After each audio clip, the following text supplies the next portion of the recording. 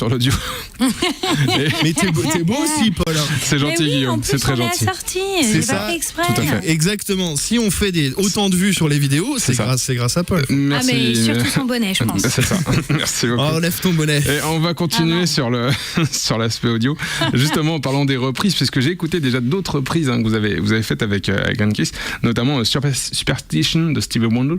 De qui De Stevie Wonder. De qui Stevie Wonder. Et c'était quoi le titre C'est Stevie Wonder. Le nom du titre, c'était, pardon, Superstition.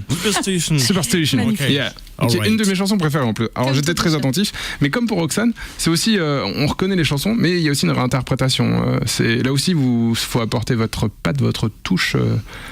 Après, la marquer. Vas-y, t'es parti. Hein. Il y a vraiment un travail d'arrangement, je trouve, au niveau de la guitare, et du coup, la voix part aussi également dans l'univers qu'il instaure. Et du coup, effectivement, c'est assez plaisant de pouvoir, sans prétention, en toute modestie vraiment, pouvoir vraiment les interpréter à notre sauce, quoi. Je l'aurais dit complètement sous le charme des paroles de Kissia. Là aussi, les morceaux, c'est quoi? C'est un coup de cœur de l'un, de l'autre qui se dit tiens, faudrait qu'on essaye celle-là, ou vous échangez tous les deux, vous l'entendez. Ça, et puis... on s'échange. Ouais, c'est ça. Ouais. Parce que les influences étaient communes, ou vous êtes retrouvés comme ça sur des artistes et vous avez dit bah tiens, ça match là-dessus, faudrait qu'on essaye. On a des influences communes, ouais, et puis des influences très différentes aussi. Tu disais toi peut-être plus un aspect rock aussi. Ouais, alors moi, oui, je viens du rock. Hein. Enfin, je viens d'Hendrix, Led Zepp, tout ça. Puis pas mal de blues aussi. Mais j'aime plein de choses. Donc, Kissia aussi, elle aime plein de trucs, donc c'est cool. On arrive, on est assez ouvert, on s'envoie des trucs assez différents, puis on choisit, quoi. Et alors le fait d'être en duo aussi, ça permet de recomposer le morceau différemment, puisque moi je me souvenais de Roxane qui était pas du tout sur le même tempo. Ouais, voilà. Là aussi c'est un exercice qui est plaisant de finalement de revenir à l'essentiel, de simplifier la chanson, parce qu'on est plus attentif forcément. Guitare-voix, ça pardonne pas. Hein. Ouais, personne pour couvrir. Hein. Je l'ai bien vu parce que j'ai fait un beau pain. Mais... je pense que Guillaume n'a rien entendu. Ouais. Non, mais après, récemment, dimanche, on a joué au Nid. Oui. Et effectivement, il tapisse les lumières. Donc là, je me suis sentie un peu nue. Parce que les gens écoutent vraiment avec une grande attention. Oui. Et c'est vrai que... mais c'est hyper intéressant, on a des retours super positifs, et puis c'est surtout que souvent on me dit qu'on n'a pas l'habitude de me voir dans un exercice tout en douceur, donc c'est intéressant, c'est très intéressant. Oui, ça se déguste comme un petit bonbon, comme une petite friandise, mais c'est vrai que vous êtes adepte de la musique. Vous êtes adepte de ces lieux. Je suis pas sûr que lui. Si... Merci Guillaume. De ces lieux vraiment intimistes, à l'image du Nid ou du Radisson, sur lequel vous jouez. Chez qui vous jouez ce soir. Vous avez déjà joué au Radisson aussi, mais même le Nid, c'est des ambiances assez intimistes comme ça qui prêtent vraiment à se retrouver. Ouais. Et là aussi, vous êtes en recherche comme ça de lieux pour ce projet où finalement c'est des ambiances plus. Ce serait chouette. Après, on est assez ouvert. Là, j'en profite pour saluer l'association Pipo Productions qui nous a, qui est l'organisateur tous les vendredis en fait au Radisson. Oui. Il y a vraiment une belle programmation musicale, donc voilà, je les salue au passage. C'est le rendez-vous pour ceux qui écoutent l'émission, qui veulent en entendre un petit peu plus. Vous avez le temps après l'émission de rejoindre le Radisson pour pouvoir les écouter aussi un peu plus longuement. Quel est le projet qui va venir derrière pour Grand Kiss? C'est la préparation d'un EP? C'est déjà des compos? Non, les compos, c'est des compos comme on a dit tout à l'heure de Rumble. Après, non, le Grand Kiss, c'est vraiment... à but de se faire, c'est pour se faire plaisir. Puis le duo guitare-voix, c'est vraiment intéressant et tout. Donc, je pense pas qu'on va enregistrer un EP, mais après pourquoi pas. Enregistrer un EP de reprise, c'est un peu. Oui, il faudrait mieux qu'il y ait une reprise, puis 2-3 titres composés.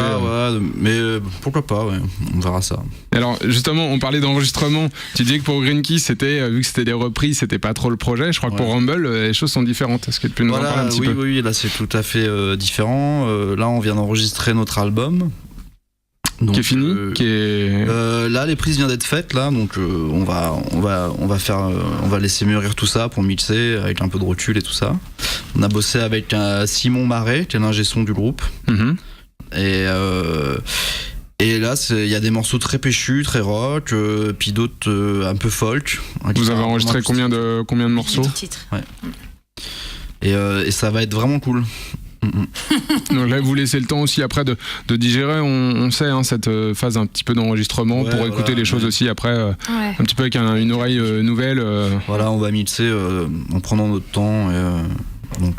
Et j'en profite aussi, et du coup, d'ailleurs, on joue demain au disquaire. Tu fais très bien, j'allais le rappeler en fin d'émission, mais il vaut mieux le rappeler 2 fois plutôt qu'une. C'est une excellente technique. Donc rendez-vous, c'est donc au disquaire à 21h demain, donc avec Rumble to Jungle. Voilà. C'est près de Bastille. Près de Bastille. Au moins on a toutes les infos. Ouais. On le disait, donc cet album qui est prévu, on va dire, pour l'automne 2015, soyons évasifs, large. Il y a peut-être aussi des clips vidéo qui vont venir aussi alimenter tout ça. Voilà, on va essayer de faire un teaser live et puis un clip, clipper un morceau. On verra en fonction des moyens, tout ça, de ce qu'on peut faire aussi. Puis des autres projets, parce que avec Isia, t'es occupé avec Motion, toi Eddie, t'as aussi d'autres projets à côté. Faut aussi, comment ça se passe? On se laisse, on bloque du temps pour un groupe parce qu'on se dit qu'à un moment donné, c'est peut-être lui qui est... qu'il faut favoriser, ou que puis ça dépend aussi du planning des autres. Là, on imagine forcément sur Grand Kiss, vous êtes tous les deux, c'est peut-être plus facile de s'entendre. Voilà, ça c'est cool. Enfin, c'est vrai que là-dessus, il n'y a pas de souci pour se caler des répètes ou se voir.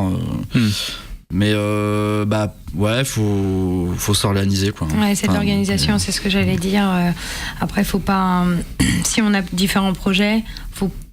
Alors, je dis pas faut pas, mais c'est difficile d'avoir un nouveau projet et d'écraser tous les autres. Soit dans ces cas-là, on dit clairement aux autres projets, celui-là va être mis en avant et merci, au revoir.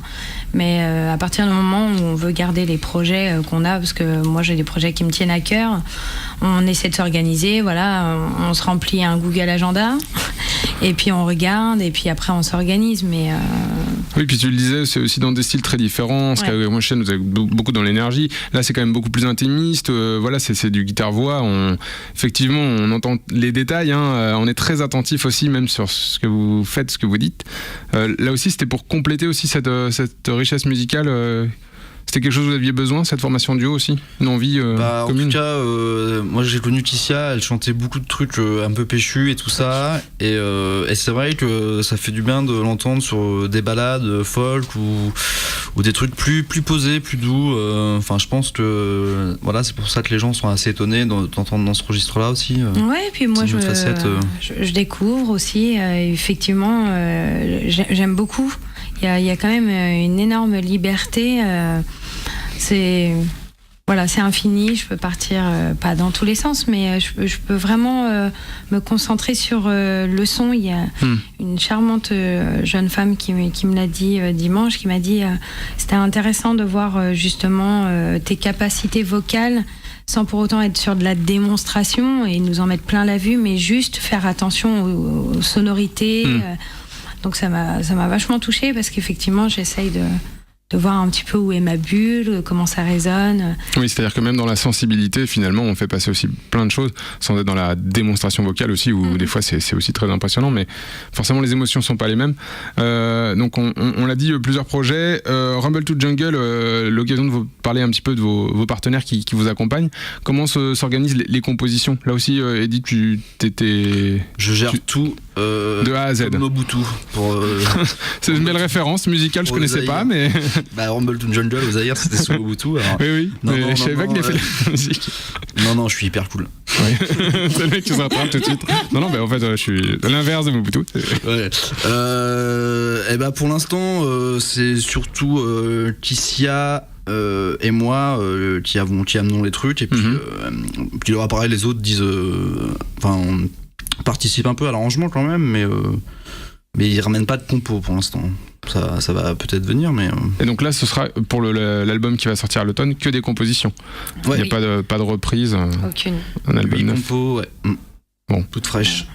Et on va pouvoir vous écouter là tout de suite avec un nouveau morceau, donc Seattle, qui est en l'occurrence l'une de vos compositions. Voilà. On vous laisse vous installer.